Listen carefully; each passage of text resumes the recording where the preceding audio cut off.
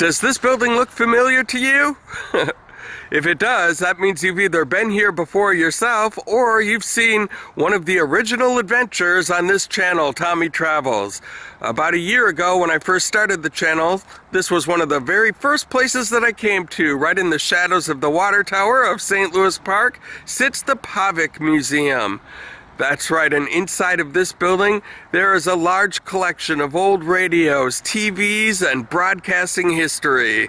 And since it was the start of the channel when we did the original video, not a whole lot of people saw it, so I think it's worth a second look.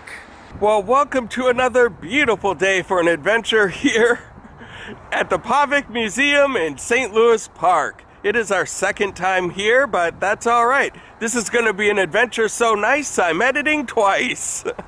That's because there's going to be content from this location on this video that you're watching today, but also if you'd like to see more of this location, there'll be an additional video on my second daily vlog channel, Tommy Travels the Second. And so this should be really fun. You guys, welcome to another edition of Tommy Travels. It's Tommy Travels. If you are brand new to this channel, go ahead and hit subscribe so you don't miss out on a thing. And come on with me, guys. Let's go see what there is to see.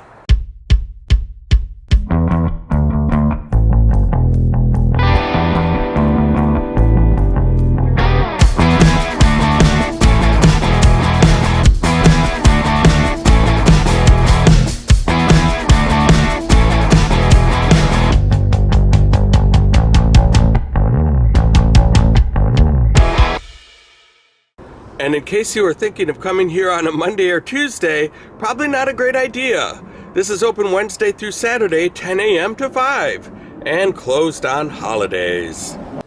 And here's a look from the front entrance of the museum, an expansive location of broadcast history. And there's the front desk where you kind of check in there, and then an electronic communication timeline that starts all the way over here from the very beginning and winds up all the way down there. But the reason I'm stopped here is because of this table. We're all familiar with NBC, and this is a very famous piece of broadcast history where they've got the famous tone that we all know NBC for. It goes a little something like this. There it is. So just as a side note and a little bit of history, this is really just an audio logo now for NBC. But it used to actually be hand-rung like that up until 1929. And then an electronic version came out in 1932, but it played an important role in the early days of national broadcasting. They served as a signal at the end of each program so that the network engineers would know when to switch the program feeds to the affiliates, and those affiliates could identify themselves as required by law. So this was actually quite necessary up until 1971.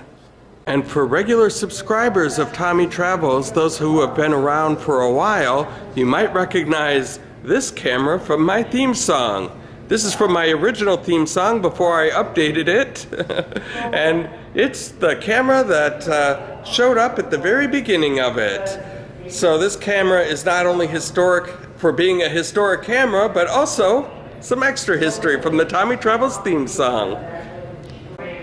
Wow, look at this old bicycle. This is a 1956 Monarch Silver King Coronet bicycle with a Darb Holiday bicycle radio. That, my friends, is a radio. A lot of people ride around on the streets with their headphones in, listening to some tunes, but back then they didn't have that. They had this, a radio. This is the battery back here in the luggage rack, and then this is the radio set to 3 pre-selected AM stations that you could listen to. And I love this antenna right here. That is a nice touch. And that was considered back then very modern technology. And look at this, we have a wind generator in operation. It is spinning around as we speak. Maybe I'll plug it in to power up my old camera battery here if I need to. Look at all of these classic radios and phonographs. Wow. This is an Atwater Kent radio, as the sign says. That is amazing. It's 1922 broadcast style radio. Original price? Only $50. Wow. And here's something we didn't look at last time. Cone speakers with different designs, and I think this one is my favorite. It's a 1927 Adventurer cone speaker, and the original cost of this one was $10.50. Well, take a look at this rig right here. This is an actual CBS camera. This is the real deal. This is a RCA TK-10A television camera, and it was used to televise the 1952 National Political Convention. It is the one that nominated Dwight Eisenhower and Adlai Stevenson as candidates for president. And it is the first commercially sponsored television broadcasts of political events. Right here with this camera, very historic. Right here in St. Louis Park, Minnesota. And they have a whole collection of floor model TVs. Look at these old TVs. Please do not touch, though. Wow. And then even more up on the shelf here. And look at this one. It looks like a space helmet. Look, and this one even has a show playing right now. This is a 1948 automatic radio television. Model TV 700. Original price $180 for this guy. And I like the nice touches with the decor on top of the TVs. And this one even has some popcorn and a soda. Although if I were you, I probably would not try that popcorn. Anybody remember this show, Good Company with Steve and Sharon? If you're from the Twin Cities, you probably do. And it's all right here as part of broadcasting history at the Pavek Museum today. And they have one of these here today as well. I didn't see this last time. If we had, I'd probably still be here. They'd have to kick me out at night. No, I'm not leaving. I'm having too much mesmerizing fun doing this.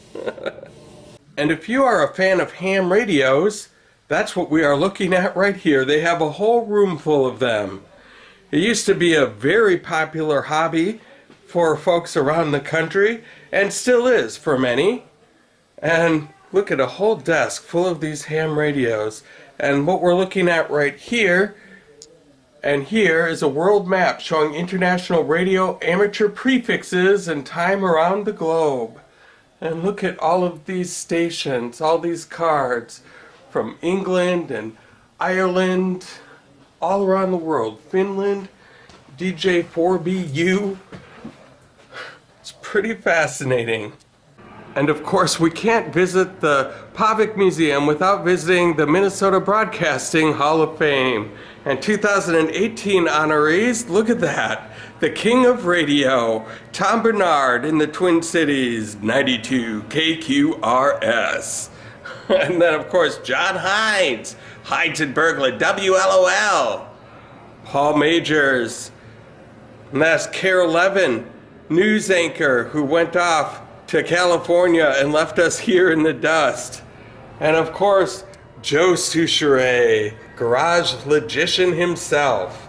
My gosh, all these famous faces. And Jeff Passolt, good friend with that guy over there, Tom Bernard.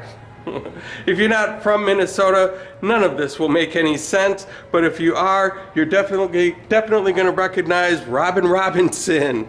She's a good friend of this guy right here, Jeff Passolt. And then, of course, Joan Steffen. Oh my gosh, it's definitely the Hall of Fame. I don't think I showed these old radios in my last video either. But look at these historic items that were once modern technology. Look at this picture. It's showing these guys tuning in their radios and having fun listening to things like baseball games and music and causing them to get up and dance. Dance the music of 100 cities with a Feta Nutrola. That is awesome.